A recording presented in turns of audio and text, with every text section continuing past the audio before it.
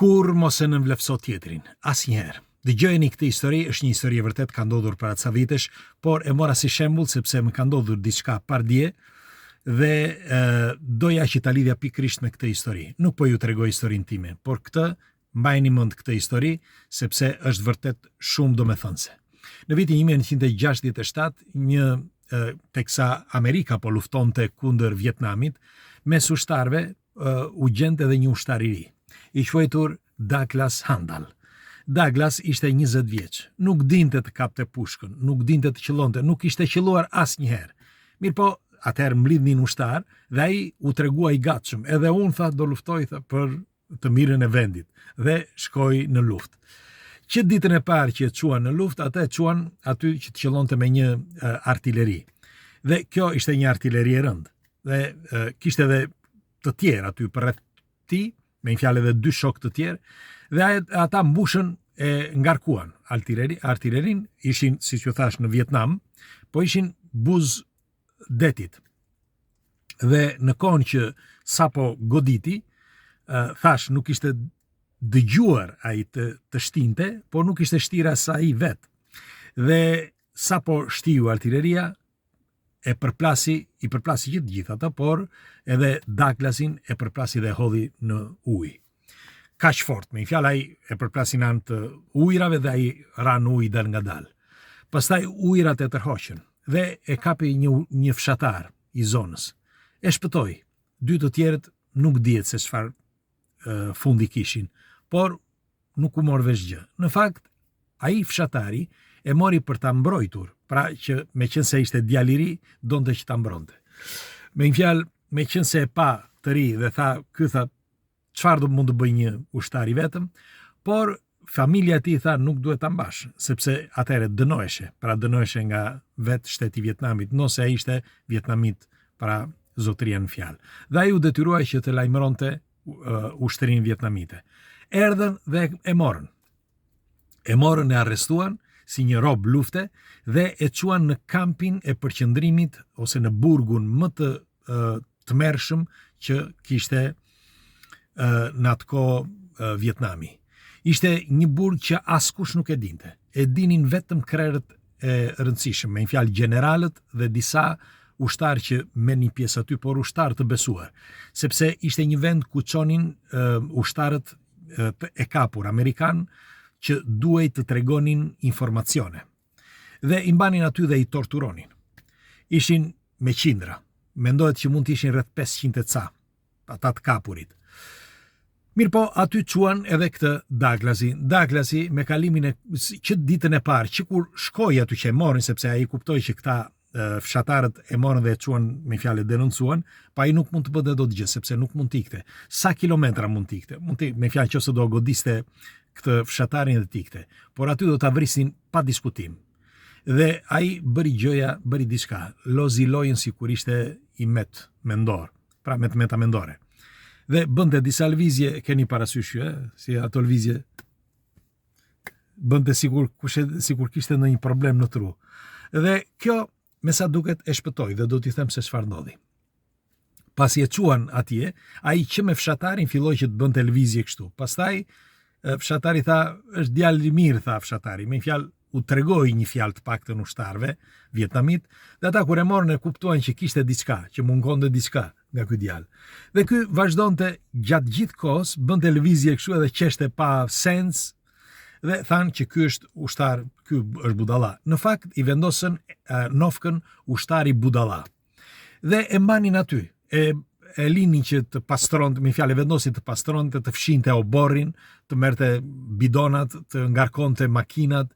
Ai bënte çdo gjë, bile disa i bënte edhe vet. Merrte këta fishek të mëdhenj dhe i pastronte gjoja, sigurisht si i çmendur. Pastronte këta fishek të mëdhenj të artillerive dhe ja u çonte atyre. I thoshin ajo këto nuk duhen, thosh. Po çoj atje, thosh, që të qelloni. Me fjalë, këto gjeste bën që të kuptonin që ai kishte probleme. Dhe me këtë gjest, me fjalë me këtë aktrim, ai jo vetëm shpëtoi, por edhe fitoi. Tani çfarë bëri? Pas disa javësh, me qenë se ishte, me fjalë, nuk kuptonte shumë, po thuaj që e linin të lirë, i vendosën vetëm një ushtar, me një fjalë një ushtar që ta ruante. Dhe ai e dinte se ku ushtari në çfarë ore flinte, me fjalë kur dremiste, dhe çfarë bënte. U fuste makinave, kamionëve dhe makinave, ato që kishin artilleri ose që furnizonin gjithë ushtrin, vietnamite, u fuste guricka të vogla. Ato guricka të vogla të dhe, me një fjalë i fuste brenda në sarbator. Dhe bllokoheshin kamionët, bllokoheshin makinat. Askush nuk e kuptonte se çfarë. Pastaj zbuluan një mekanik, zbuloi që kishte dhe brenda, kishte gur. Dhe nuk po kuptoni se kush e bënte. Në fakt ai kur e mori vesh që këta e zbuluan, ndaloi. Me një fjalë nuk e bëri më. Dhe kështu që u mendua se kishin ndonjë tradhtar brenda ushtrisë vietnamite. Megjithatë, ky rast u përmend jashtë atij territori aty. Dhe nga ai moment Douglas bëri një kontakt me një vendas që ishte me amerikanët dhe u tha amerikanëve që i lajmëroi që ishte i gjallë. Dhe tha, lajmëroni familjen time që unë jam gjallë dhe jam në një burg. Vetëm kaq, tha. Nuk tha vendin, nuk tha asgjë. Kur mori pastaj informacioni nga i njëjti njeri, gjëja sikur shkonte mbushte ujë e tjerë, derisa pas 3-4 muajsh e gjeti, por 2 herë që e pa nuk ju afrua.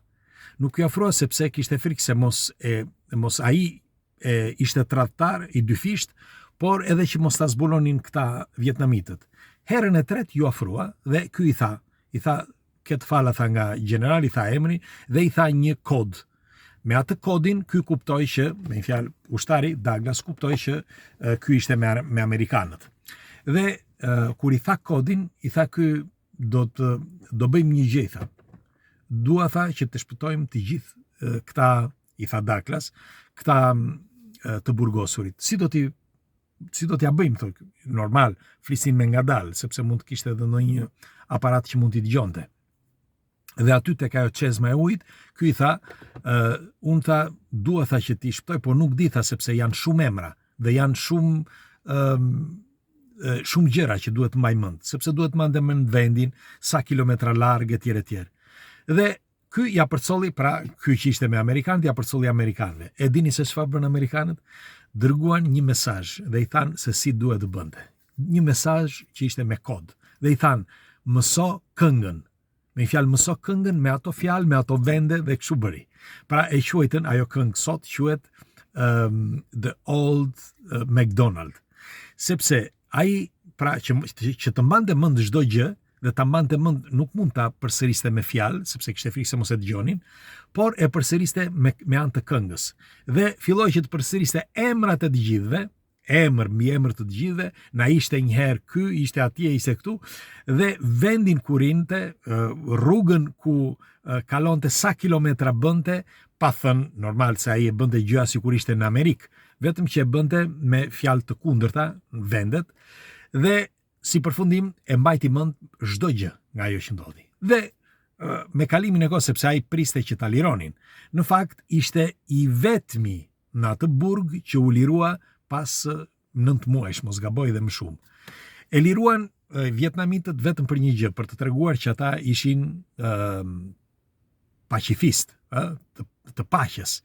Dhe këdo lironin, do lironin budallajin, kështu menduan, por kishin bërë gabimin më të madh, sepse ai sapo u lirua, tha këngën, me fjalë ja u transmetoi këngën amerikanëve, dhe në atë këngë gjendeshin të gjitha informacionet. Dhe kështu shkuan dhe shpëtuan 260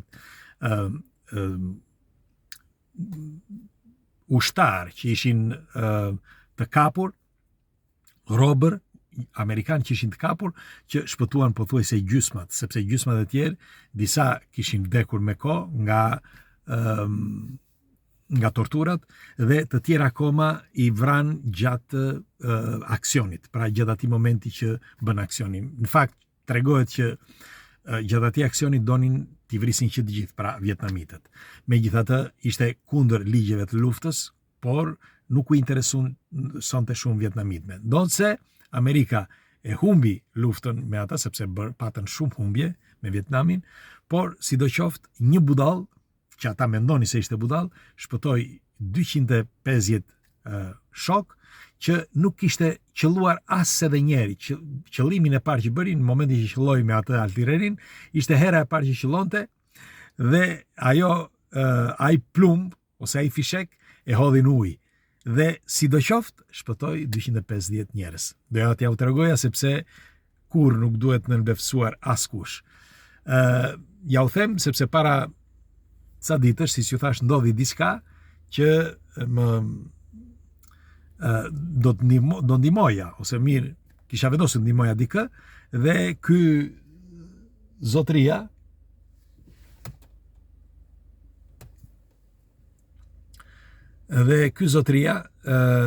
më nënvefsoi. Megjithatë, unë bëra punën time, e ndihmova, por ka raste ndonjëherë që është mirë mos ta nënvlerësosh tjetrin. Me një fjalë, edhe pse më nënvlerësoi, unë i bëra punën që normal të ishte dikush tjetër nuk do ta bënte. Me një fjalë, me atë mënyrë se si u soll. Megjithatë, unë jam unë, ai ishte ai.